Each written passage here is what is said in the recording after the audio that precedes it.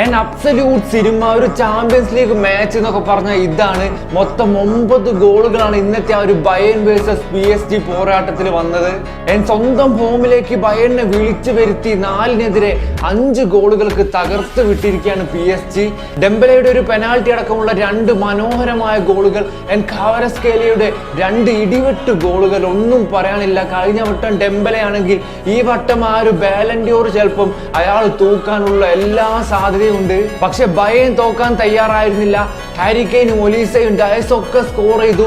ഏതായാലും first leg പോരാട്ടം ഈ ഒരു കഥയിലെ വില്ലൻ PSG തന്നെയാണ്. പക്ഷെ സെക്കൻഡ് ലെഗ് പോരാട്ടം അങ്ങ് ബയേണിന്റെ സ്വന്തം ഹോം ഗ്രൗണ്ടിലായിരിക്കും.